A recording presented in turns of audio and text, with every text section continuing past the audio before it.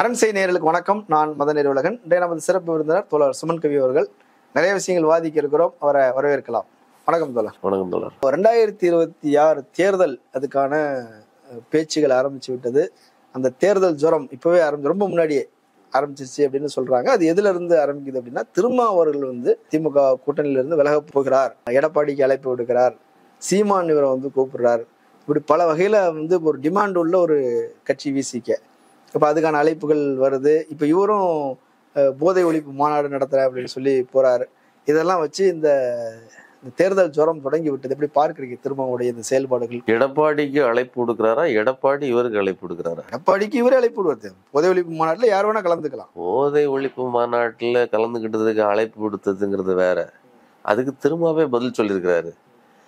மதுவை ஒழிக்கணும், அதுக்கு ஒரு பொது நோக்கத்துக்காக நாம் ஒன்றுபடுவோம். அப்படி பார்த்தீங்கன்னா நீட் தேர்வு ஒழிப்புக்கு நாம எல்லாம் வாங்கன்னு சொல்லி இவர் உதயநிதி அவர்கள் அழைப்பு விடுத்தார் இல்லையா? எடப்பாடிக்கு அழைப்பு விடுத்தார். ஆமா, இதை ரொம்ப கரெக்டா புரிஞ்சுக்கணும். நம்ம என்ன அப்படின்னா, எதிர்கட்சிகளாக இருந்தாலும் கூட அவர்கள் எதிரி கட்சிகள் கிடையாது.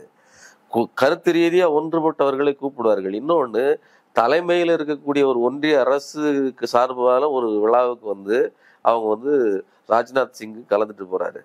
அது அதையே ஏதோ ஒரு கூட்டணி அமைய போகிறது. இதெல்லாம் ஆரூடங்கள். அடிப்படையில் கொள்கை கோட்பாடு அடிப்படையில் ஒன்றி இருக்கிறார்களா?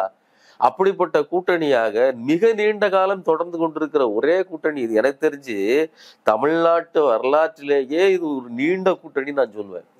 ஏன்னா இதுவரைக்கும் நீங்க இவ்வளவு இத்தனை எலெக்ஷனை கடந்து தொடர்ந்து தாண்டி வருவதற்கு, ஏன்னா நீங்க எதிர்கட்சிகள் காத்திருக்குங்கிறத விட மீடியாக்களே காத்திருக்குது. ஒரு வேட்டை நாயை போல் ஏதாவது ஒண்ணு நடக்கட்டும். நான் என்ன கேட்கிறேன், ராஜ்நாத் சிங் இவர் காயனை வெளியிட்டு போனது ஒரு அரசு நடவடிக்கை. அதுக்குள்ள போய் உங்களுடைய அரசியலை எழுதுனது யாரு? பத்திரிகைகள். அது ஒரு ஆர்வத்தை சொன்னது யாரு? இதை அப்படி ஒரு பத்திரிகைகள் உட்கார்ந்துட்டு கதை சொன்னது யாரு? பத்திரிகைக்காரர்கள் தான். அப்ப அந்த அடிப்படையில் இப்போதும் கூட திரும்ப தெளிவாக பதில் சொல்லி இருக்கிறார். எங்களுடைய கூட்டணி தெளிவாக இருக்கிறது, நாங்க ஸ்ட்ராங்கா தான் இருக்கிறோம், அதுல எந்த மாற்று கருத்தும் இல்லை.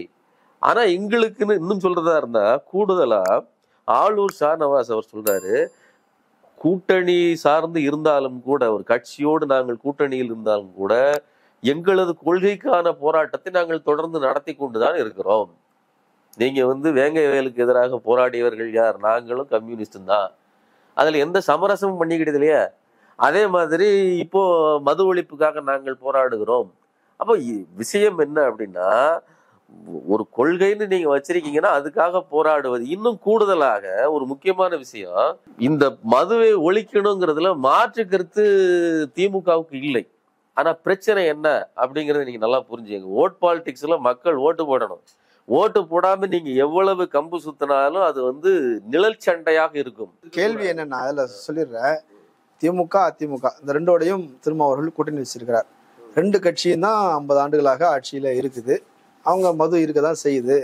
அவங்களோட கூட்டணியில இருந்துகிட்டு போதை ஒழிப்பு மது ஒழிப்பு, திமுக கூட்டணியில இருந்துகிட்டு எடப்பாடிக்கு அழைப்பு எடுத்துக்கிட்டு, இதெல்லாம் பொருளற்ற பேச்சுன்னு விமர்சனங்கள் வருது. இல்ல, மதுவை ஒழிக்கணும் அப்படிங்கிற நோக்கம் மேல இருக்கிற கட்சிகளுக்கு இல்லைன்னு நான் சொல்றதுக்கு இல்லை. நான் ஒரு விஷயம் சொல்றேன், திமுக நாங்கள் ஆட்சிக்கு வந்தால் மதுவை ஒழிக்கிறோம்னு சொன்னிச்சு. 2016 சொன்னாங்க.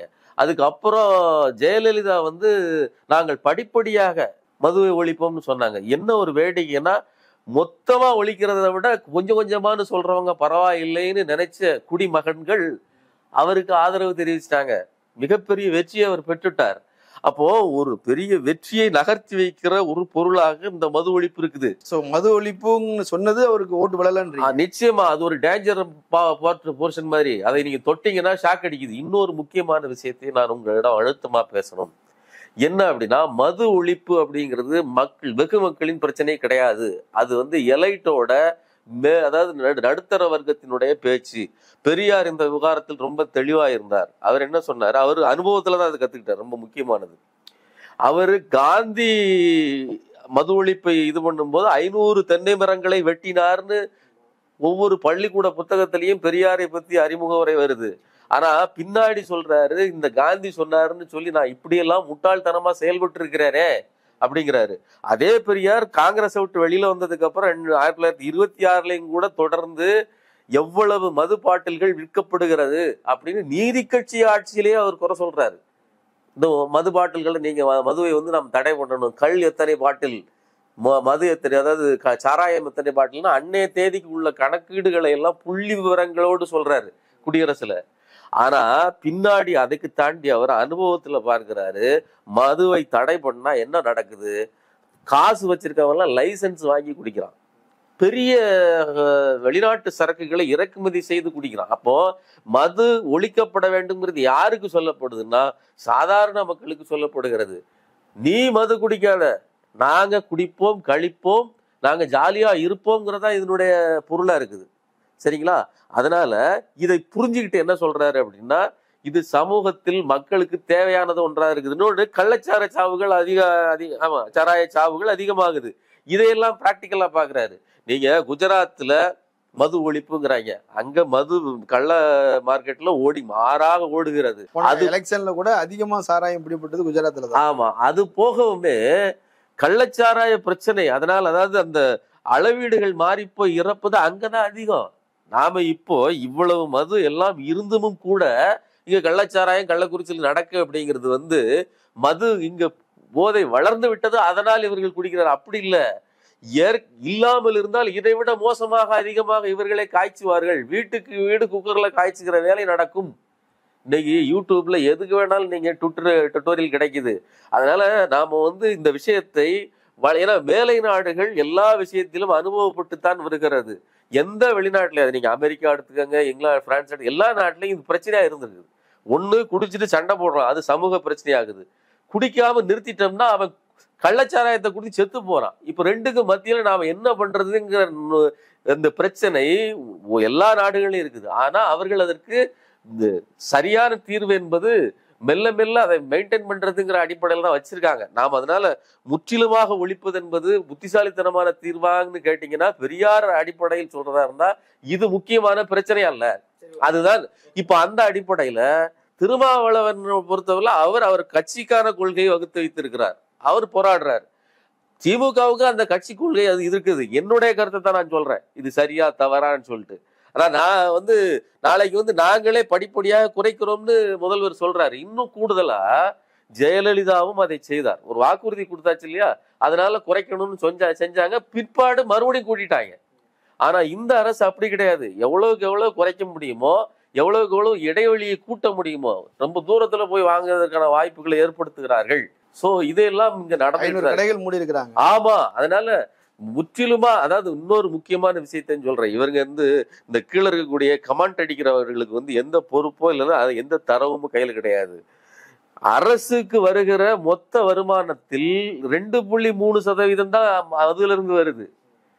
மதுவுக்குல இருந்து காசை வாங்கித்தான் இவர்களுக்கு வந்து 1000 ரூபாய் போடுகிறார்கள்னு பேசுவதெல்லாம் அயோக்கியத்தனமான பேச்சு. நான் இன்னொரு கேள்வி கேட்கிறேன், அப்படி மதுவில இருந்து பணம் அதிமுக ஆட்சியிலேயே வரத்தானே செஞ்சுது? அவர்கள் 1000 ரூபாய் கொடுத்துட்டாங்களா? ஜெயலலிதா ஒரு பெண் தானே, பெண்களின் பிரச்சனையை புரிஞ்சுக்கிட்டாரா? கிடையாது. ஒண்ணு ஜெயலலிதா பெண்கள் பிரச்சனையை புரிந்து கொண்டு காசை கொடுக்கவும் இல்லை, இன்னொன்னு ஆண்களும் விட்டு கொடுக்கவும் இல்லை. நாங்கள் மது குடிக்க மாட்டோம்னு சொல்லி சபதம் எடுத்துட்டு பிரச்சனையில இருந்து விலகி நிக்கல. 2016 தோற்கடித்தார்கள். நாம வந்து இயல்பு நிலைக்கு புரிஞ்சுக்கிட்டு தான் வந்து அதற்கு ஏற்றால் போல் முடிவெடுக்க வேண்டும் அப்படிங்கிறது என்னுடைய கருத்து. ஆனா இப்ப அவர் வந்து என்ன சொல்றாரு, ஆட்சியில் பங்கு அதிகாரத்தில் பங்கு அப்படின்னு சொல்லி ஒரு ட்விட்டர் ஹேண்டில் ஒரு வீடியோ ஒன்று போட்டுக்கிறார். ஆட்சியில் பங்கு அதிகாரத்தில் பங்கு அப்படிங்கிறத வந்து அதை இன்னும் டீட்டெயிலா சொல்றாரு. அதிகாரத்தில் பங்கு என்பது வெறும் சீட் ஷேரிங் இல்லை, அது வந்து கேபினெட்ல வந்து இடம் அப்படிங்கிற அளவுக்கு பேசியிருக்கிறார். அந்த வீடியோவை எடுத்து போட்டுக்கிறாங்க. இப்போ அது சர்ச்சையாகிட்டு இருக்குது. அப்போ வந்து அவர் வந்து டிமாண்ட் பண்றாரு, கூட்டணியில வந்து எங்கள் கூட்டணி அரசு அமைங்க, அதுல எங்களுக்கு அமைச்சர் பதவி கொடுங்கன்னு டிமாண்ட் பண்றாருன்னு பேசிக்கிட்டு வருது. இல்ல அட்மின் போட்டாங்க அப்படின்னு சொல்றாரு. அது எனக்கு தெரிஞ்ச அந்த வீடியோ வந்துட்டு மறுபடியும் போட்டுட்டு டெலீட் ஆகும் போதே இப்படி ஒரு பதில் வருவதற்கான வாய்ப்பு இருக்குங்கிறது நான் தான் பாக்குற எல்லாருக்கும் கூட தெரிந்தது. நாம் என்ன கேட்கிறோம்னா, ஆட்சியிலோ அதிகாரத்திலோ பங்கு வேண்டாம்னு சொல்லுகிற ஏதாவது ஒரு கட்சி இருக்குதா? கட்சிகளினுடைய நோக்கம் என்ன? ஆட்சி அதிகாரத்தையும் பிடிக்கிறது தானே. ஒரு வார்டு மெம்பரா கூட இதுவரைக்கும் ஒரு கட்சிக்காரன் ஆனது கிடையாது. நாம் தமிழர் இன்னைக்கு வரையிலும் நாங்க அடுத்த 26ல ஜெயிச்சிருவோம்னு வெக்கம் இல்லாம காளியம்மா வந்து உட்கார்ந்து பேசிட்டு இருக்கு. அவங்களுக்கு உண்மையிலேயே பகுத்தறிவோ அறிவோ இருந்துச்சுன்னா எந்த நம்பிக்கையில் சொல்றீங்க? நீங்க நம்பிக்கை இல்லாமலாம் சொல்ற இந்த உங்க கட்சிக்காரங்களை ஏமாத்தலாங்கிற நம்பிக்கையில பேசிட்டு இருக்கீங்க. கட்சியை தவிர வேற யாராவது உங்களுக்கு ஓட்டு போடுறாங்களா? இப்போ உங்க கட்சிக்காரனுக்கு அவனை ஏமாத்தி மண்டையை கிளவுறதுக்கு உதவும். சரிங்களா? உங்களை பிசுறுன்னு சொன்னதுக்கு அப்புறமும் நீங்க அங்க உட்கார்ந்துருக்கீங்கன்னா நீங்க எதுக்காக உட்கார்ந்துருக்கீங்க? இல்ல சில வருத்தங்கள் வந்து இருக்குது, போயிட்டு வந்தாச்சு, இல்ல அப்புறம் என்ன முடிஞ்சு போச்சு. அதுதான் சொல்றேன். உங்களை பிசுறு என்று சொல்லியதற்கு மன்னிப்பு கேட்டாரா? மன்னிப்பு கேட்கணுங்கிற டிமாண்டாவது உங்ககிட்ட இருந்ததா? ஏங்க என்னைய திட்டிட்டீங்க, தயவு செஞ்சு அண்ணன் என்கிட்ட வந்து மன்னிப்பு கேட்டாருங்க அல்லது என்கிட்ட சாரி சொன்னாரு அப்படி சொல்ல வேண்டியதானே? அப்படி ஒண்ணும் இல்லையே. அண்ணன் தானே சொன்னாரு. தங்கச்சி நீங்க ஒரு பேச்சுல பிசுறுன்னு சொல்லிட்டீங்க அண்ணனை. சீமான் ஒரு பிசுறு, சீமான் ஒரு பிசுறு கழட்டி விடணுங்கிற மாதிரி நீங்க பேசிடுறீங்க, இல்ல ஏதோ ஒண்ணு பேசுறீங்க, தப்பான வார்த்தைகளை. அது வெளியில வந்துருது. கட்சியில நீங்க இருக்க முடியுமா? நான் தான் கட்சி, எல்லாமே சர்வம் தான், நான் தான் பேசுகிற ஒரு சீமானுடைய கட்சிக்குள்ள நீங்க இருக்க முடியுமா? அப்போ இங்க என்ன பெண்ணுக்கு மரியாதை இருக்குது, இங்க என்ன பெண்ணுக்கு சமத்துவம் இருக்குது? ஒண்ணுமே கிடையாது. வார்த்தை. நான் என்ன சொல்றேன், ஒரு அதிகாரத்துக்கு வந்து ஆட்சி அமைக்காத ஒரு கட்சி இவ்வளவு சர்வாதிகார போக்கோடு இருக்கு. நீங்க ஊருக்கு கதை சொல்லிட்டு இருக்கீங்க, என்ன நாங்க அடுத்த தடவை வந்துருவோம்னு. நீங்க அடுத்த தடவை வர்றதுக்கு நான் என்ன சொல்றேன்னா, அப்போ ஒன்றுக்கும் அழியாத எந்த தகுதியுமே இல்லாத ஒரு கட்சியெல்லாம் இவ்வளவு தெனாவட்டா வந்து பேசும்போது, சாலிடான ஓட் பேங்க், இன்னொன்னு சமூக நீதி கண்ணோட்டம் கொண்ட ஒரு கட்சி. நான் என்ன கேட்கிறேன், அதாவது ஒரு நட்பு சக்தியாக நான் திமுக ஆதரவு நிலையில இருந்தே பேசுகிறேன். திமுகவுக்கு அப்படி அதிகாரத்தை பகிர்ந்து கொடுப்பதால் அதிகார துஷ்பிரயோகம் நடக்குமா? அப்படி எதுவும் நடக்க போதா? கிடையாது. கூடுதலான பலம் தானே. திமுகவினுடைய இது என்ன? அதனுடைய கொள்கையும் வந்து சமூக நீதி தானே. அப்போ கட்சி அதிகாரம் உங்கள் கையில் இருப்பதால எங்கள் கையில் இருப்பதால எந்த விதத்திலையும் இது பண்ணிட போறதில்ல. அப்போ அதிகாரத்தில் பங்கு கொடுப்பதனால் திமுகவுக்கு எந்த குறையும் நேர்ந்துட போதில்லை. இது நான் என்ன சொல்றேன், இந்த டிமாண்ட் அவர்களுக்குள் இருக்கிறது. இது ஒரு ஜனநாயக பூர்வமான பேச்சு. இந்த ஜனநாயக பூர்வமான கேள்விகளுக்கு இவர்கள் ரெண்டு பேரும் ஒத்து போயிடுறாங்க. அப்புறம் ஷீட் ஷேரிங்ல அவங்க என்னதான் சமரசம் பண்ணிக்கிட்டாங்க. நான் கேட்கறது, இதையெல்லாம் பேசுகிற விமர்சிக்கிற நாம் தமிழர் தம்பிகளுக்கு பிசுறுன்னு சொன்னதுக்கு என்ன அப்பாலஜி கேட்டார் உங்க அண்ணன்? ஒரு ஜனநாயக நடவடிக்கை உண்டா? அந்த வீடியோ போட்டுட்டு நான் ரொம்ப காலமா பேசிட்டு இருக்கிற விஷயம் தானே அப்படின்னு சொல்றாரு. ஊடகங்கள் இதை வந்து பெரிய அளவுல பேசுறாங்க. கூட்டணியை விட்டு வெளியே போறாரு, அவர் வந்து எடப்பாடிகிட்ட பேசுறாரு, சீமான் அழைப்பு கொடுக்கிறாரு, பிஜேபி பேசியிருக்கிறாங்கன்னு ஆளுநர் சார் சொல்றாரு. அப்போ ஏதோ கூட்டணி மாறப்போகுது என்பது போல ஒரு தோற்றம் உருவாகுது இல்ல? கூட்டணிங்கிறது குடும்பமா சேர்ந்து இருக்கிறது மாதிரிங்க. இந்த குடும்பத்தை எப்படியாவது பிரிச்சிடணும், கலகம் பண்ணிடணும், நாசமா போயிடணும், இது நல்லா இருக்கக்கூடாதுன்னு நினைக்கக்கூடிய கூட்டம் நிறைய இருக்குது. சமூகத்திலையும் அதே மாதிரி பிரச்சனை இருக்குது. அரசியல்ல இது ரொம்ப ரொம்ப அதிகம். இந்த கூட்டணியை எப்படியாவது சோழியம் முடிச்சிடணும், இவங்க ஏன் ஒன்னா இருக்கிறாங்கிற எண்ணம் நீண்ட காலமாக. இந்த கூட்டணி எவ்வளவுக்கு எவ்வளவு நீளமா ஸ்ட்ராங்கா இருக்குதோ அவ்வளவுக்கு எவ்வளவு உங்களுக்கு ஆபத்து. நான் என்ன சொல்றேன், நான் இன்னொன்னு சொல்றேன். விசிக என்பது ஒரு சிறிய கட்சி. அவர்களை பொறுத்தவரை ஒரு சிறிய உடைப்பையாவது இந்த பெரிய அணையில் போட்டாக வேண்டும். முதல் கல்லை உடைச்சிருவோம், அப்புறம் பெரிய கற்களை நாங்கள் நகர்த்தி கொள்கிறோம். ஏன் அப்படின்னா, பெரிய கல்லுங்கிறது இந்தியா கூட்டணி. அது ஒரு பிரம்மாண்டமான பெரிய டேம் மாதிரி, இடுக்கி அணை மாதிரி அல்லது மேட்டூர் டேம் மாதிரி. ஒரு கல்லை உடைச்சிருவோங்கிறது அவர்களுடைய முதல் இலக்கு. அந்த இலக்கில் அவர்கள் தொடர்ந்து வேலை செய்கிறார்கள். இந்த இலக்குக்குத்தான் சீமானு வேலை செய்யறேன். மறுபடியும் நான் எதுக்கு இது சொல்றேன்னா, நீங்க ஏதோ இவர்கள் வேற எதையோ சாதிக்க போகிறார்கள், திரும்ப அண்ணனை கூப்பிட்டு வந்து அவருக்கு வந்து பெரிய மரியாதை கொடுக்க போற அப்படி கிடையவே கிடையாது. இல்ல, இப்ப சீமானுக்கும் திருமாவுக்கும் ஒத்த கருத்து உண்டு, ஒத்த சிந்தனை உண்டு, தமிழ் தேசிய சிந்தனை கொண்டவர்கள். அதனால அண்ணன் வாங்க நம்ம சேர்ந்து நிப்போம்னு சீமான் கூப்பிடாது, தவறு இருக்கு. ஒத்த கருத்துங்கிற வார்த்தை என்ன பொருள்? வகுப்புவாதம் ஒத்த கருத்தா? அதாவது முதல்ல புரிஞ்சுக்கங்க, சீமான் ஒரு RSS அஜெண்டாவை பேசுகிற நபர். RSS ராமனையும் கிருஷ்ணனையும் மிகப்பெரிய கடவுளுங்க. இவங்க இருந்து நாம வந்து சேயோன் முருகன் முருகன் பாப்புல. அப்போ அங்கோடி அவங்க வந்து சூலாயுதத்தை தூக்குவாங்க, இவங்க வந்து வேலாயுதத்தை தூக்குவாங்க. அங்கோடி அவங்க வந்து வேற விதமான, நீங்கள் எல்லாம் அந்நியர்கள், இஸ்லாமியர்கள் வெளிநாட்டுக்கு செல்லுங்கள் பாங்க. இவங்க வந்து ஒரு மொழிவாரி சிறுபான்மையினர்களை நீங்க வெளிநாட்டுக்கு சொல்லுங்கன்னு பாங்க. என்ன ஒரு வேடிக்கைன்னா, அவங்களும் அதே மாதிரி சொல்லிட்டு தன் குடும்பத்துக்குள்ள முஸ்லீம் சம்பந்தத்தை ஏற்படுத்திக்கிடுவாங்க. இவங்களும் அதே மாதிரி தெலுங்கோட சம்பந்தம் பண்ணிக்கிடுவாங்க. நிறைய பேர் தெலுங்கு அவ்வளவுதான். அப்போ கீழே இருந்து கேட்கிறவர்களை முட்டாளாக்குவதுதான் இலக்கே தவிர, நான் விவரமா இருப்பேன், காளிமுத்து விவரமா இருப்பார், அவன் வீட்டுல இருக்கக்கூடிய கிளி கூட விவரமா இருக்கும் யார் பேரை சொல்லணும்னு. அப்ப சரி, புரியுதா உங்களுக்கு? அது நாளைக்கு சொல்ல முடியாது. வீட்டுக்கு போய் தெரியும் 2 தெலுங்கு வார்த்தையும் கூட பேசலாம் அந்த கிளி, பஞ்சவர்ண கிளி. அதனால ஏன்னா அவங்க வீட்டுக்குள்ள பேசுகிற மொழி அதுதானே இருக்கும். நான் என்ன சொல்றேன், அப்ப உன் தேவைக்கு நீ எப்படி. இன்னும் வேடிக்கை என்னன்னா, அவருடைய கட்சியை சேர்ந்த வழக்கறிஞர் அணியை சேர்ந்தவர் ஸ்ரீதர் தெலுங்குலேயே வாக்கு கேட்கிறார். நாம் தமிழர் கட்சிக்கு வாக்கு போடுங்கன்னு சொல்லி தெலுங்குல கேட்கிறாரு. நமக்கே தெலுங்கு தெரியாது. எனக்கு கேட்க தெரியாது. நான் 2 வார்த்தை கூட சொல்ல தெரியாது. எப்படி ஹிந்தி தெரியாதோ அதே மாதிரி தெலுங்கு தெரியாது. நாம இப்போ எதுக்கு சொல்ல வரோம்னா, அப்போ நீங்க இதே சீமான் போய் தாராவில நின்றுட்டு தமிழனுக்கு வாக்கு கேட்கறாங்கிறாரு, பிஜேபிக்கு போய் நின்றுட்டு. இப்ப இந்த முரண்பாடுகளை நீங்க புரிஞ்சுக்கணும். அப்போ இவர்கள் முரண்பாடுகளின் மூட்டை. இது ஒரு வகுப்புவாத கூட்டம். இவர்கள் அஜெண்டா எல்லாம் இந்த பாரதிய ஜனதா RSSக்கு வேலை செய்வது. அதையும் நீங்க திருமாவினுடைய இலக்கையும் ஒன்றுன்னு சமப்படுத்தாதீங்க. திராவிட கட்சிகளுக்கு என்ன இலக்கு இருக்கு? தாழ்த்தப்பட்ட சூத்திர மக்கள், பார்ப்பனர் அல்லாத மக்களை ஒன்று திரட்ட வேண்டும். அதே நிலையில் இருக்கக்கூடிய மக்களை ஒன்று திரட்டணும் போது இவருடைய இலக்கு. இவர் அடுத்த ஸ்டெப்ல இருந்து மேல வர்றாரு. இது கீழே உள்ள ஸ்டெப்ல இருந்து மேல தூக்கு. 2க்கும் ஒண்ணுதான். பெரியார் ஒரு ஓபிசியா இருந்துட்டு SC/ST மக்களோடு சேர்ந்து இணைஞ்சு வேலை செய்தார். அம்பேத்கர் இவர்கள் எல்லாத்தையும் ஒன்றுபடுத்த நினைச்சாரு. 2க்கும் ஒரே இலக்கு தானே.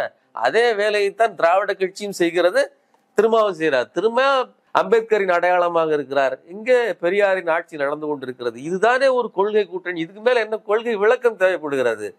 அந்த கொள்கையில் ஓட்டை போடுவதற்குத்தான் இந்த வகுப்புவாத சக்திகள் வேலை செய்கிறது. ஆனா எடப்பாடி தரப்புல இருந்து ஒவ்வொருத்தரையா பேச வச்சுட்டே இருக்கிறாங்க. ஒரு நாள் ஜெயக்குமார் பேசுறாரு, இன்னொருத்தர் பேசுறாரு. ரொம்ப ஜாலியான மாதிரி தெரியுது. வெக்கம்னு ஒண்ணு வேணும். என்னன்னா, இன்னும் வேடிக்கை என்னன்னா, திரும்ப பேசி அந்த வீடியோ வந்த கொஞ்ச நேரம் கழிச்சு இவர் ஜெயக்குமார் பேசுறாரு. ஜெயக்குமார் பேசிட்டு, நாங்கள் எல்லாம் ஆட்சியில் பங்கு கொடுக்க முடியாது, அதிமுகவும் ஆட்சியில் பங்கு கொடுக்காது. உங்ககிட்ட யாராவது கேட்டாங்களா? உங்களிடம் யாருமே கேட்கல. ஒருவேளை பேசியிருப்பாங்களோ? இவங்க பேசியிருக்காங்க. ஆளூர் ஷானவாஸ் சொல்றாரு, பிஜேபியில இருந்து அழைப்பு வந்தது, அதிமுகவில் இருந்து அழைப்பு வந்தது, எதிரில் இருக்கக்கூடிய வரிசையில் இருக்கக்கூடிய எல்லாரும் அழைக்கிறாங்க. அது செய்யறாங்க. அது இன்னும் கூடுதலா பாஜக காரர் கேட்கும் போது, நாங்கள் ஒருபோதும் உங்களை அடைக்க மாட்டோம், அழைக்கிற அளவிற்கு பெரும்பாலும் உள்ள கட்சி இல்லை நீங்கள்னு சொல்றாரு. நான் இப்ப சொல்றத சரியா புரிஞ்சுக்கங்க. மிகப்பெரிய அணையாக இருக்கக்கூடிய இந்தியா கூட்டணியில் ஒரு கல்லை உருவிவிட வேண்டும்ங்கிறது தான் இந்த ஒரு கல்லு. அப்ப அதுக்காக எவ்வளவு வலுவை வேண்டுமானாலும் போடும் பாஜக சிறு கல்லை கூட சிறியதாக எண்ணுவதில்லை.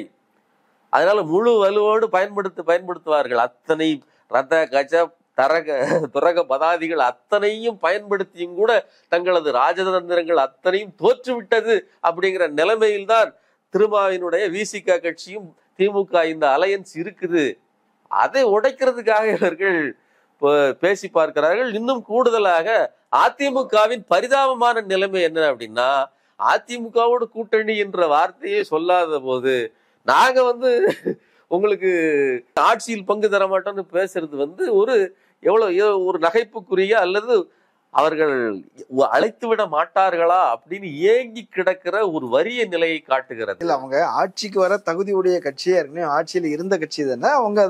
அதனால அப்புறம் நீ எதிர்பார்த்து வந்துட போறீங்க. ஆட்சியில இருந்த கட்சி தான். ஜெயலலிதா இருந்தப்போ ஆட்சியில இருந்த கட்சி, எம்ஜிஆர் இருந்தப்போ ஆட்சியில இருந்த கட்சி. ஜெயலலிதா எங்க இருக்காங்க, எம்ஜிஆர் எங்க இருக்கிறாரு? சினிமா பிரபலங்களின் அந்த பிம்பத்தை வைத்து உருவாக்கப்பட்ட கட்சி. இன்னைக்கு அப்படிப்பட்ட பிம்பம் அங்க இருக்குதா? இல்ல. நட்சத்திர பிரபலம் இருக்காங்களா? இல்ல. எடப்பாடி இருக்காருல்ல, பிரகாசமா இருக்கு அவருடைய சிரிப்பு மட்டும். 20% ஓட்டு வாங்கி இருக்கிறார். நீங்க இலக்காரமா சொல்றீங்க. சீமான் கத்தி கத்தி பேசி 8.5% ஓட்டு வாங்கி இருக்கிறார். எனக்கு திரைக்கவர்ச்சி இல்லை அப்படின்னு ஒரு பொய்யை சொல்லி ஒரு நடிகராகவும் இயக்குனராகவும் டைரக்டராகவும் இருக்கிற ஒருத்தர், ஒரு சினிமாக்காரர். அதுக்காக தான் ஒரு தலைவராக போனாங்க. அத்தனை வித்தையும் காட்டினதுக்கு பிறகும் இத்தனைக்கும் நாம் தமிழர் கட்சியில பேச்சாளர்கள் அதிகம். அவ்வளவு பேச்சு பேசி சமூக ஊடகங்கள் முழுக்க நிரம்பி இருக்கிறாங்க. இது எடப்பாடியின் பலம்னு நான் சொல்லல, சீமான் மத்த இதர எதிர்கட்சிகளினுடைய பலவீனம்னு சொல்றேன். உங்களுடைய அத்தனை வலுவையும் போட்டும் கூட பாஜகவால் அந்த கட்சியினுடைய வலுவை இழக்க செய்ய முடியவில்லைன்னா நீங்க பலவீனமா இருக்கீங்கன்னு தான் அர்த்தம். இந்துத்துவ கூட்டத்துக்கு ஆதரவு அளிப்பதற்கு அதிமுக காரர்களே தயாராக இல்லை, அதான அர்த்தம். அதிமுகவினுடைய தலைமை தயாரா தான் இருந்துச்சு. நான் உங்களுக்கு உங்களது காலுக்கு எவ்வளவு முடியுமோ வலிக்காத அளவுக்கு ஒத்தடம் போடுகிறேன்னு சொல்லிதான் ஆட்சி நடத்தினாரு எடப்பாடி பழனிசாமி. அதிமுக காரர்களுக்கே பிடிக்காத ஆட்சி இதுங்க. நீங்க நல்லா புரிஞ்சுங்க. வரலாற்றிலேயே அதிமுக காரர்களுக்கே பிடிக்காத, சொந்த கட்சிக்காரனுக்கே பிடிக்காத ஒரு சொந்த ஆட்சிங்கிறது அதுதான், எடப்பாடி ஆண்ட ஆட்சி தான். சோ நானுமே என்ன சொல்றேன் அப்படின்னா, தலைமை இல்லை தலைமை இல்லைன்னு ரஜினிகாந்தே சொன்னாரு. சொன்ன ரஜினிகாந்த் வரல விட்டுருங்க, மிச்சம் இருந்தவங்க எல்லாம் தலைமை இல்லை இல்லையா? திமுகவுக்கு தலைமை வந்துருச்சு, அதிமுகவினோட ஓட்டு அப்படித்தானே இருக்குது. அதை தலைமை இல்லாத அந்த அந்த பிம்ப இதை உடைச்சு நீங்க தூக்கிட்டு வந்திருக்கணும்ல. அப்படிப்பட்ட தலைமையாக நீங்கள் இல்லை, அதனாலதான் உங்களுக்கு வரல. மொழியும் உடைச்சு இருக்கிறாங்கல்ல. இப்போ டிடிவி தினகரன் கொஞ்சம் பிரிக்கிறாரு, ஓபிஎஸ் கொஞ்சம், அதாவது இவ்வளவு பிச்சு பிச்சு பிரித்தும் கூட 20% உங்களால் உடைக்க முடியல, அது அப்படிதான் இருக்குங்கிறது நீங்கள் பலவீனமாக இருக்கிறீர்கள்னு பொருளே தவிர எடப்பாடி வலுவோடு இருக்கிறார் அப்படிங்கிறது இல்ல. அதனால நான் சொல்றேன், இந்த நிலை நீடிக்கிற வரையிலும் எடப்பாடி தான் எதிர்கட்சி, அதுல மாற்று கருத்து இல்லை. ஆனால் ஒரு ஆட்சி அமைக்கிற அளவுக்கு வலுவான கட்சியாக அது இன்றைக்கும் இல்லை, இனிமேல் இருப்பதற்கான வாய்ப்பும் இல்லை. அப்படி சொல்ல முடியாது. இப்ப 2026 தேர்தலுக்கான அணி சேர்க்கைகள் மாறும் என்ற நம்பிக்கை அவர்களுக்கு இருக்கிறது. எப்படியாவது சேர்த்து ஒரு கூட்டணி அமைச்சு நாங்க ஆட்சிக்கு வந்துருவோம் அப்படின்னு சொல்றாங்க. பிரகாசமாக இருக்குதுன்னு சொல்றாங்கல்ல. பிரகாசம், கண்ணை மூடிக்கொண்டு பிரகாசம்னு சொல்லுகிறதுக்கு அது ஒன்றும் பிரச்சனையே கிடையாது. ஏன்னா சுற்றிலும் இருள் சூழ்ந்து கிடக்குது. 2026 வாய்ப்பு இல்லைன்றீங்களா டிஎம்கேக்கு? வாய்ப்பே இல்லை. முதல்ல நான் என்ன கேட்கிறேன், உங்கள் ஆட்சி காலத்தில் நீங்கள் எதை செய்துவிட்டு போனீர்கள்? இந்த நீங்க சொல்லி கேட்கறதுக்கு ஒண்ணு. இன்னொன்னு, இந்த ஆட்சி காலத்தில் நீங்க விட்டுட்டு போன இடத்துல இருந்து எங்கேயோ இழுத்து போயிருக்காங்க.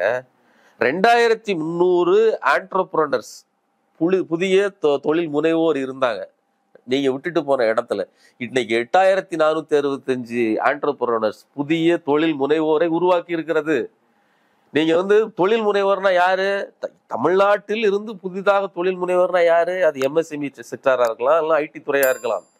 ஆனால் நீங்க கூட சொல்றீங்க இல்லையா, மீன் பிடிக்க கற்றுக் கொடுங்கள், மீனை கொடுக்காது. அதானே இது ஆண்டர்பிரனர்ஸ். நீங்க மீனை பிடிக்கிறவர்கள், அவர்கள் மீன் கிடையாது, மீனை வாங்கிட்டு சாப்பிடுறவங்க கிடையாது, தொழில் முனைவோர். அப்ப அப்படிப்பட்ட எல்லா திசைகளிலையும் நீங்க கொடுத்த வாக்குறுதிகள் எல்லாம் நிறைவேற்றப்பட்டிருக்கு. பெரும்பகுதி இலவச பேருந்து, குழந்தைகளுக்கு காலை உணவு திட்டம், அதெல்லாம் சொல்லாதது புதிதாக அவர்கள் அறிமுகப்படுத்தினாங்க. அதே மாதிரி மாணவிகளுக்கு 1000 ரூபாய், மாணவர்களுக்கு 1000 ரூபாய், பட்டப்படிப்பு படிக்கிற குழந்தைங்களுக்கு பேருந்து இலவச பயணம், தோழி விடுதிகள், தொடர்ந்து எல்லாத்தையும் சாதிச்சுட்டு இருந்த $1 trillion ஒரு பெரிய இலக்கு. ஆனா அந்நிய முதலீடு நாங்க லட்சக்கணக்கான கோடி கொண்டு வந்துடும் சொன்னாங்க. ஆனா 7600 கோடி ரூபா தான் வந்திருக்குது, ரொம்ப குறைவு. பக்கத்துல இருக்கிற தெலுங்கானால கூட 30,000 கோடி ரூபான்னு சொன்னாங்க. இங்க இவ்வளவுதானே கொண்டு வந்திருக்கிறீங்கன்னு சொல்றாங்க. எண்ணிக்கைக்கு எவ்வளவு வருங்கிறது ஒண்ணு. இன்னொன்னு, அது எவ்வளவு கன்வர்ஷன் ரேட்டு, அப்பாயின்மெண்ட், அதாவது அப்ளிகேஷன் போட்டதெல்லாம் வேலைக்கு எடுத்ததாக கணக்காயிருமா? அப்படி கிடையாது இல்ல. அதே மாதிரி நாங்கள் ஆரம்பிக்கிறோம்னு சொல்லி புரிந்துணர்வு செய்ததெல்லாம் கன்வர்ஷன் கிடையாது. ஆனா தமிழ்நாட்டை பொறுத்தவரை கன்வர்ஷன் ரேட்டு 50க்கு மேல்னு சொல்லியிருக்கிறேன், ஏற்கனவே போன முறையே சொல்லியிருக்கிறேன். கன்வர்ஷன் ரேட்டு மற்ற மாநிலங்களை விட இங்க அதிகமா இருக்கு. ஏன்னா ஃபாலோ அப் அதிகம். ஆனா மற்ற மாநிலங்கள் ஃபாலோ அப் கிடையாது. இன்னும் கூடுதலா இன்னைக்கு வந்த உடனே காலையிலேயே பத்திரிகையாளர் சந்திப்பை சந்திச்சு பேசும்போது முதல்வர் சொல்லுகிறது 100% கன்வர்ஷன் ஆகும். நான் என்ன எவ்வளவு பெற்றுக்கொண்டு வந்திருக்கிறேன்னா அது 100% மாறும்னு சொல்லியிருக்காரு. இன்னொரு கூடுதலா ஃபோர்ட்ல இருக்கக்கூடிய அவர்கள் ஒரு சில பிரச்சனைகள் சொன்னோட நேரில் போய் பாக்குறாங்க. ஃபோர்ட் கம்பெனிக்குள்ளேயே எவ்வளவு பெரிய விஷயம் பாருங்க. ஒரு கம்பெனிக்கு முதல்வரே வாராரு, தங்களுடைய ஸ்டாஃபோடையும் தலைமையோடையும் சேர்ந்து உட்கார்ந்து பேசுறாருங்கும் போது அவர்கள் ஏற்கனவே இருந்த, அதாவது வெளியில் சென்ற 3000 தொழிலாளர்கள் பிளஸ் 12,000 தொழிலாளர்கள் உட்பட 15,000 தொழிலாளர்கள் வேலை வாய்ப்பை நாங்கள் உடனடியாக உருவாக்குறோம் அப்படின்னு சொல்றாங்க. ஸ்டார்ட் பண்றாங்க. அப்ப இதெல்லாம் எவ்வளவு பெரிய விஷயம். 15,000 பேருன்றது பெரிய நம்பர். ஆமா. அதனால இன்னொன்னு விஷயம் சொல்றேன், ஏற்கனவே நான் சொல்லியிருக்கிறேன், இந்த எத்தனை எவ்வளவு அமௌண்ட் வருதுங்கிறது மட்டும் இல்ல, எவ்வளவு வேலையாக கன்வெர்ட் ஆகுதுங்கிறது முக்கியம், எவ்வளவு குவாலிட்டி ஜாப்ஸ்ங்கிறது முக்கியம். குமாரசாமி ஒரு தகவல் சொன்னாங்க போன ஜூலை மாசத்துல. இந்த ஒன்றிய அரசு, பாஜக அரசுல கனரக தொழில்துறை அமைச்சரவையில இருக்கிறவரே சொன்னது, குஜராத்துக்கு மைக்ரோ சிப்பு தயாரிக்கிற நிறுவனத்தை இழுத்துட்டு போறீங்க, $2.7 பில்லியன், மிகப்பெரிய தொகை. ஆமா, மிகப்பெரிய முதலீடு. அவ்வளவே இழுத்துட்டு போய் நீங்க எவ்வளவு பேருக்கு வேலை வாங்கி கொடுக்குறீங்க? வெறும் 5000 பேருக்கு. $1 பில்லியன் கொண்டு போய் கொட்டி 5000 பேருக்குன்னு சொல்றீங்க. இன்னும் கூடுதலா $2 பில்லியன் நீங்க சப்சிடி கொடுக்குறீங்க. வெறும் 0.7 பில்லியன் தான். 30% தான் வந்து அந்த கம்பெனிக்காரன் போடுறான். 70% நீங்க கையில இருந்து போடுறீங்க. இதை மாதிரி ஒரு மோசமான முதலீடு இருக்குமா அப்படின்னு சொல்லிவிட்டாப்ல. அப்போ அப்புறம் மேல இருந்து அழுத்தம் காரணமாக அந்த வார்த்தைகளை திருப்பி வாங்கினார். ஆனால் காங்கிரஸ் அப்போது கடுமையாக அதை வந்து ஆதரிச்சது. அது முக்கியமான ஒரு விஷயம். இப்படிப்பட்ட மோசமான முதலீடுகளை தமிழ்நாடு ஒருபோதும் செய்யாது. அப்ப தமிழ்நாடு சொல்லுவது என்பது குவாலிட்டி ஜாப்ஸ், அதற்கான சரியான நகர்த்தல்கள் இங்கே திட்டமிட்டு நகர்த்தப்படுகிறது. அதுக்கான விளைவுகளை நீங்க கண்கூடா பாப்பீங்க. நாம வந்து இதுல வந்து பேசுவதற்கு ஒன்றும் இல்லை. ஆனா சென்னையை மட்டும் தான் மையப்படுத்திய வளர்ச்சி இருக்குது கிடையாது. நான் அதான் சொல்றேன். நீங்க மத்த மாநிலங்கள் போனீங்கன்னா, பம்பாய் போனீங்கன்னா, பம்பாயை தவிர்த்து நீங்க வெளியில எங்கேயாவது கார் எடுத்துட்டு போயிட்டீங்கன்னா அந்த ஏரியாக்கள் அப்படி இருக்காது. அந்த மாநிலம் முழுவதுமா இப்படி வளர்ந்துருக்காது. அதான் வளர்ச்சியை, பொருளாதார வளர்ச்சியை பொறுத்தவரை ஒண்ணு சொல்லுவாங்க. என்ன அப்படின்னா, ஒரு பக்கம் மட்டும் வளர்ந்து கொண்டு போனால் அது வீக்கம். அப்படிப்பட்ட வீக்கம் தான் பல மாநிலங்களில் இருக்கும். ஒரு நகரம் பெரிய நகரமா இருக்கும், அது வளர்ந்துருக்கும். மற்ற பக்கம் வளர்ச்சி இருக்கு. ஆனா இங்க அப்படி கிடையாது. படிப்பிலும் சரி, பொருளாதார வளர்ச்சியிலும் சரி, சீரான வளர்ச்சி இருக்குது. 70 ஆண்டு காலம் நீங்க என்ன பண்ணீங்க? முதல் விஷயம், 70 ஆண்டு காலம் திமுக நேரடி ஆட்சியில் இல்ல. இன்னொன்னு, இந்த முறை ஆட்சிக்கு வந்ததிலிருந்து தொடர்ந்து முதலீடுகளை பரவலாக்குகிற வேலையை செய்தது. நல்லா புரிஞ்சுக்கங்க. நான் அதை வந்து இப்படி சொல்றேன். காமராஜர் கல்வி கூடங்களுக்கு அழைச்சிட்டு போனார். குழந்தைகளை கூட்டிட்டு போற மாதிரி பள்ளிக்கூடத்துக்கு அழைச்சிட்டு போனார். கலைஞர் பள்ளிக்கூடத்துக்கு போன பிள்ளைகள் எல்லாம் கல்லூரிக்கு அழைச்சிட்டு போனார். இவர் என்ன பண்றாரு? நான் முதல்வன் திட்டம் மூலமா கம்பெனிகளுக்கு அழைச்சிட்டு போறாரு. ஃபியூச்சர், பெரிய பெட்டர் ஃபியூச்சர். இப்ப நீங்க இந்த சித்திரத்தை கரெக்டா வச்சுக்கோங்க. படிப்பே இல்லாத சமூகத்திற்கு கல்வி கூடத்துக்கு அழைச்சிட்டு போறது முக்கியமானது. ஆரம்ப கல்விக்கு மேல போக மாட்டேங்கிறாங்கன்னு சொல்லும் போது அவர்களை அடுத்த கட்டமா மருத்துவக் கல்லூரிகள் 26 மருத்துவக் கல்லூரிகளை உருவாக்கி கல்லூரிக்கு அழைச்சிட்டு போறது பெரிய இலக்கு. அதை செய்து முடிகிறார். அடுத்த கட்டமா நான் உங்களை பெரிய கம்பெனிகளுக்கு அழைத்து கொண்டு செல்கிறேன்னு சொல்லி திட்டம் போட்டு இயங்குகிறது இந்த அரசு. நாங்க யாருடைய அந்த பங்களிப்பையும் மறுத்து விட்டு வளர்கிறவர்கள் அல்ல. நீங்க என்ன செஞ்சிட்டீங்கன்னு நாங்க யாரையும் கேட்கல. காமராஜருடைய சாதனை அங்கிருந்து அதன் மேலேதான் நாங்க வளர்றோம். அப்ப முதலீடுகளை பொறுத்தவரையிலும் அதாவது கல்வி எப்படி பரவலாக்கப்பட்டிருக்கிறதோ அதே மாதிரி முதலீடுகளும் பரவலாக்கப்பட்டிருக்கிறது. டாடா பவர்ஸ் உங்களுக்கு தென் மாவட்டத்துல 4000 வேலை வாய்ப்புகளை உருவாக்குற பவர் ஸ்டேஷன் போட்டு உருவாக்குற நெல்லை மாவட்டத்துல செஞ்சிருக்காங்க. அதோட பொருள் என்ன? நீங்க அங்க இருந்து அதாவது சொந்த மண்ணை விட்டு அந்த மக்கள் புலம்பெயர்ந்து இங்க இந்த தொழிற்சாலைக்கு வர வேண்டிய அவசியமே கிடையாது. அங்கேயே ஒரு எக்கனாமி உருவாகும். அதே மாதிரி இது திருச்சி, கோயம்புத்தூர், ஒசூர் எல்லா பகுதிகளிலேயும் வெவ்வேறு கம்பெனிகள் வருவதற்கான ஒப்பந்தங்கள் கையெழுத்தாகி இருக்கிறது. இன்னும் கூடுதலா உள்ளூர் கம்பெனிகள், அதாவது இந்திய கம்பெனிகளே பல தென் மாநிலங்களுக்கே வந்ததில்லை.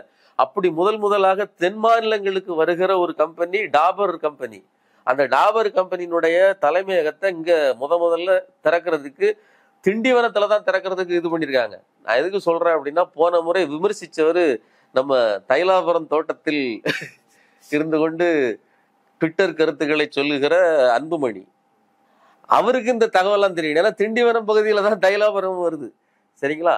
இப்படி எல்லா மாவட்டங்களிலும் சீரான வளர்ச்சி, அந்த கம்பெனிகளுக்குள் அழைத்து செல்வதற்கான பயிற்சி எல்லாவற்றையும் நிகழ்த்தி காட்டுவது இந்த அரசு. சோ எல்லா பக்கத்திலுமான வளர்ச்சி, அதற்கான பயிற்சி எல்லாவற்றையும் அளிக்கிற ஒரு கவர்மெண்டா இந்த திராவிட அரசு இருக்கிறது. இது கண்டிப்பாக 2026 200 இடங்களில் வெற்றி பெற்று மிக வலுவாக ஆட்சி அமைக்கும். எப்படி 200 உறுதியா சொல்றீங்க? நீங்க பார்க்கத்தானே போறீங்க, நானுங்க தானே இருக்க போறேன். கண்டிப்பாக. ஏன் அப்படின்னா, அந்த அளவிற்கான மக்கள் மத்தியில் சிறப்பான முதல்வராக, நீங்க ஒண்ணும் வேண்டாங்க, இவங்க காசை கொடுத்து இந்தியாவிலேயே மிகப்பெரிய முதல்வர் யாரு அப்படின்னு சொல்லி ஒரு பொய்யான ஸ்டாட்டிஸ்டிக்ஸை வெளியிட்டாங்க, தகவல், ஒரு கருத்து கணிப்ப. ஆனா துருரதி தன்னோட ட்விட்டர் ஹேண்டல்ல போட்டதுல 54% அதிகமான இது வாக்குகளை பெற்று தமிழ்நாட்டு முதல்வர் தான் ஸ்டாலின் அவர்கள் தான் இந்தியாவிலேயே முதல்வர்னு சொல்லிட்டாங்க. சோ இது ரொம்ப முக்கியமானது. மக்கள் ஓட்டு போட்டுக்கிறாங்க. ஆமா, அதனால ஓப்பனா இருக்குது, மக்களுக்கு தெரியும். வெறும் பொய் வார்த்தைகளை விற்கிறவர்களை நம்பி மக்கள் ஓட்டு போட மாட்டார்கள். நிகழ்த்தி காட்டுகிற செயல்பாட்டாளர்கள் 1000 வார்த்தைகளை கூறுவதை விட ஒரு செயல் மிகப்பெரியது. சொல்லுதல் யாருக்கும் எளியவாம் அரிய சொல்லிய வண்ணம் செயல்ங்கிறது சொல்லியிருக்காரு. அதை விட சிறப்பாக நமது முதல்வர் செய்து கொண்டிருக்கிறார். அடுத்த 2026 ஜெயித்து வந்து செய்வார்கள் என்ற நம்பிக்கையில் தான் வாக்குகள் விழப்போகின்றன. நிறைய தகவல்கள் சொல்லியிருக்கிறீங்க. மக்கள் அதை பரிசீலிக்க கலந்து கொண்டு கருத்துக்களை பகிர்ந்து நன்றி. நன்றி. நேரில் மற்றொரு விருந்தினரோடு மீண்டும் சந்திக்கலாம். நன்றி. அரண்சை நண்பர்களுக்கு வணக்கம். அரண்சை ஊடகம் சுயேட்சையாக இயங்குவதற்காகவே உருவாக்கப்பட்டது. நாம் செய்கிற வேலை உண்மையிலேயே மக்களுக்காக செய்கிறோம் என்பதை நீங்கள் நம்பினால், வாய்ப்பு இருந்தால் இந்த ரேசர் பே கியூஆர் கோடுக்குள்ளே நீங்கள் அதை ஸ்கேன் பண்ணி எங்களுக்கு உங்களால் இயன்றதை விருப்பம் இருந்தால் ஆதரவு தெரிவிக்கலாம்.